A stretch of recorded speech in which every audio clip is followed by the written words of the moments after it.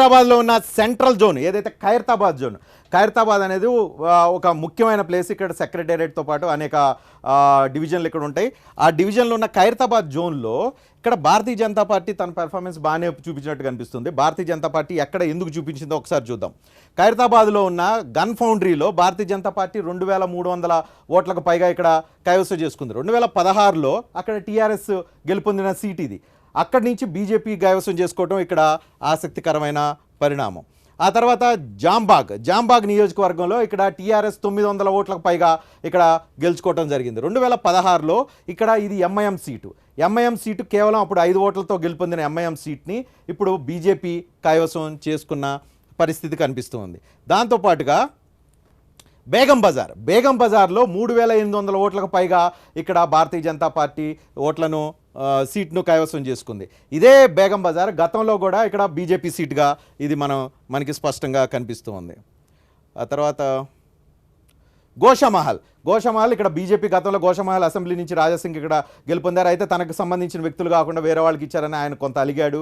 ఇవన్నీ కొంత రాజకీయం ఇక్కడ జరిగింది. ఇక్కడ అయినప్పటికీ గోషామహల్లో భారతీయ జనతా పార్టీ 5400 ఓట్ల పైగా గెలుచుకుంది. గత ఎన్నికల్లో ఇది టీఆర్ఎస్ సీటు. టీఆర్ఎస్ గతంలో 78 ఓట్లతో ఇక్కడ గెలుచుకున్న సీటు ఇప్పుడు భారతీయ జనతా పార్టీ ఇక్కడ గెలుచుకున్న పరిస్థితి మనకి స్పష్టంగా కనిపిస్తుంది. దీంతో పాటుగా జియాగూడలో కూడా 3000 ఓట్లకు పైగా ఇక్కడ జియాగూడ డివిజన్ను భారతీయ జనతా పార్టీ గెలుచుకుంది. 2016లో ఇది టీఆర్ఎస్ 3000 ఓట్లతో అక్కడ టీఆర్ఎస్ గెలుపొందిన సీటు ఇప్పుడు భారతీయ జనతా పార్టీ కైవసం చేసుకున్న పరిస్థితి మనకి కనిపిస్తుంది. దీంతో పాటుగా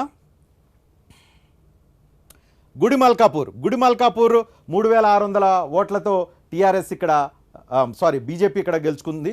అదే 2016లో ఇది టీఆర్ఎస్ సీటు. అప్పుడు 5000 ఓట్లకు పైగా ఇక్కడ టీఆర్ఎస్ గెలుచుకున్న సీట్ని భారతీయ జనతా పార్టీ వైపు పూర్తిగా టర్న్ అరౌండ్ అయినట్లుగా మనకి స్పష్టంగా కనిపిస్తుంది. దీంతో పాటుగా వెంకటేశ్వర కాలనీ భారతీయ జనతా పార్టీ గెలుచుకుంది. 2016లో ఇది టీఆర్ఎస్ సీటు, అక్కడ కూడా గెలుపొందడం జరిగింది.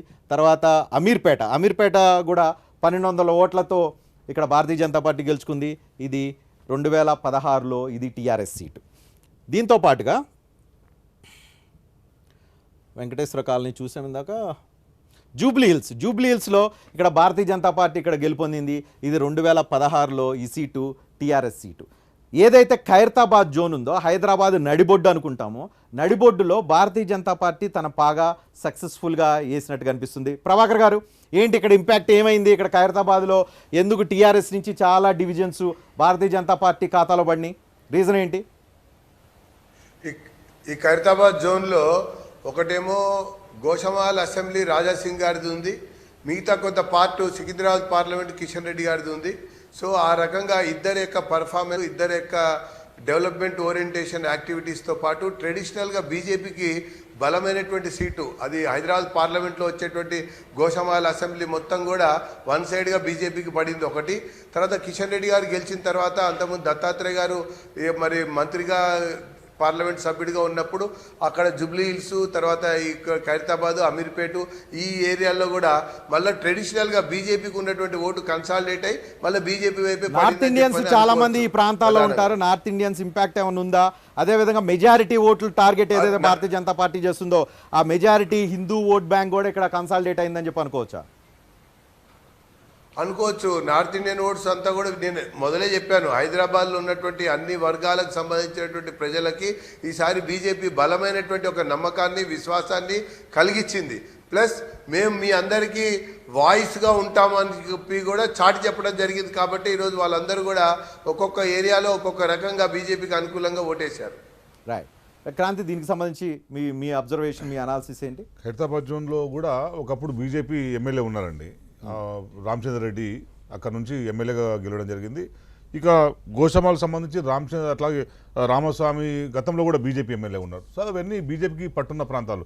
ఇప్పుడు బీజేపీ తీసుకొచ్చిన తాజా స్ట్రాటజీలో వాళ్ళు చేసిన ఈ పోలరైజేషన్లో ఎవరైతే వాళ్ళ క్యాడర్ ఉన్నదో ఇప్పటి వరకు వాళ్ళకున్న ఆర్ఎస్ఎస్ కానీ, విహెచ్పి కానీ, బజరంగ్ దళ్ కానీ వీళ్ళందరూ కూడా పార్టీ ఇంతవరకు ఉన్న వాళ్ళందరూ డిఫరెంట్గా ఉన్నవాళ్ళు ఇప్పుడు ఒకేసారిగా బీజేపీ చేస్తున్న ఒక అగ్రెసివ్ ప్రచారానికి వాళ్ళందరూ కూడా తోడై కావడం మూలంగా ఈ పోలరైజేషన్లోనే ఇవన్నీ అయినా తప్పించి మిగతా బహుశా అదే చెప్తున్నా, ఎక్కడ జరిగినా కూడా పోలరైజేషన్ అనేది వాళ్ళు ఒక విద్వేషాలతోని ఒక ఎమోషనల్ దాంతో వాట్ అబౌట్ జరిగినది జూబ్లీహిల్స్? తప్పించి జూబ్లీహిల్స్ కూడా బీజేపీ ఖాతాలోకి వెళ్ళిపోయింది. Jubilee hills Khairatabad effect Jubilee hills మీద ఉంటుందండి. ఖైరతాబాద్ పక్కనే ఉండే నియోజకవర్గం కనుక దాని మీద ఎఫెక్ట్ ఉంటుంది, అక్కడ ఉన్న వ్యక్తుల మీద ఉంటుంది.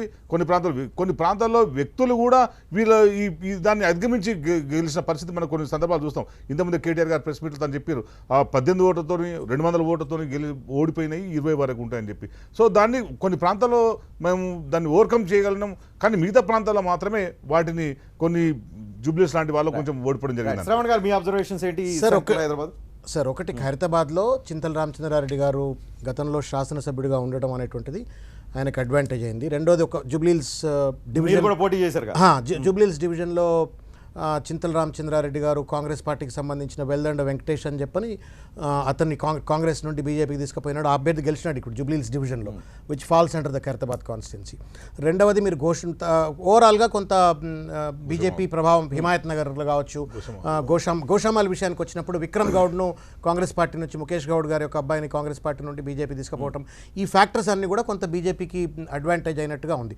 ఇంకొకటి కూడా ఏమైందంటే ఇక్కడ మళ్ళీ పోలరైజేషన్ జరిగింది. ఏంటంటే మేము వాస్తవంగా ఇప్పుడు వెంకటేష్ నగర్ డివిజన్ కావచ్చు, ఖైరతాబాద్ కావచ్చు, ఇటువంటి ప్రాంతాల్లో మేము గెలుస్తామని అనుకున్నాం. యాక్చువల్గా మా క్యాండిడేట్లు గట్టిగా ప్రచారం చేసినారు, మంచి అభ్యర్థులను పెట్టినాము, గెలుస్తారు అని చెప్పని అనుకున్నాం. బంజారా హిల్స్ కూడా కావచ్చు, ఇటువంటి ప్రాంతాల్లో జరిగినటువంటి పరిణామం ఏంటంటే మైనారిటీస్ ఎవరైతే పెద్ద ఎత్తున ఈ ప్రాంతాల్లో ఉన్న మైనారిటీస్ అందరూ కూడా మాకు ఓట్లు వేస్తారు అనుకున్నటువంటి వాళ్ళు ఎక్కడ బీజేపీ అనేటువంటి ఒక బూచిని చూపెట్టేసి టీఆర్ఎస్ వైపు కూడా ఆ ఓట్లన్నీ కూడా టీఆర్ఎస్ వైపు అనేటువంటి ఒక పరిస్థితి. మొత్తానికి Congress, that is the reason we lost, and BJP gained in a significant manner in the name of the polarisation. కానీ ఖైరతాబాద్ జోను రాబోయే రోజుల్లో బీజేపీ తన పూర్తి స్థాయిలో ఇక్కడ పట్టు నిలబెట్టుకొని భవిష్యత్తులో ఇక్కడ రేపు ఎమ్మెల్యే కానీ ఎంపీ కానీ వీటన్నిటిలో ఇంకా మరింత అడ్వాంటేజ్ చేసుకోవడానికి అక్కడ ఆ సీట్లను కైవసం చేసుకోవడానికి కోసం ప్రయత్నం చేసే అవకాశం లేదా ఈ స్ట్రెంత్ వీటన్నిటిని బట్టి చూస్తుంటే? అంటే ఒకటి సార్, మీరు లాస్ట్ టైం ఓట్ల పర్సంటేజ్ కనుక 18లో వచ్చిన ఓట్ల చూస్తే 60,000 పైచిలకు దానం నాగేందర్ గారికి వచ్చినాయి టీఆర్ఎస్ పార్టీ నుండి.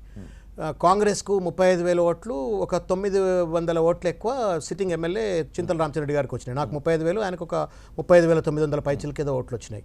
So variance was very limit. అంటే టీఆర్ఎస్కు, బీజేపీకి, కాంగ్రెస్కు మధ్యలో దాదాపు 30,000 వేరియన్స్ ఉంది. బట్ అయినప్పటికీ కూడా ఏంటంటే కాంగ్రెస్ తప్పనిసరిగా will work towards it. Majority minorities ఉన్నటువంటి ఒక ప్రాంతము, కొంత పి జనార్దన్ రెడ్డి గారి యొక్క ప్రభావం అనేటువంటిది పెద్ద ఎత్తున ఉంటుంది. కాంగ్రెస్ నాయకుడిగా పి జనార్దన్ రెడ్డి కట్టినట్టు ఒక బస్తీలే మొత్తం ఖైరతాబాద్లో మీరు చూసినట్టయితే 90% of the slums are developed by him, houses కానీ అన్నీ కూడా. కాబట్టి తప్పనిసరిగా మళ్ళీ కాంగ్రెస్ పార్టీ అక్కడ పుంజుకునే అవకాశం ఉంటుందని చెప్పి నేను భావిస్తాను. ఒకసారి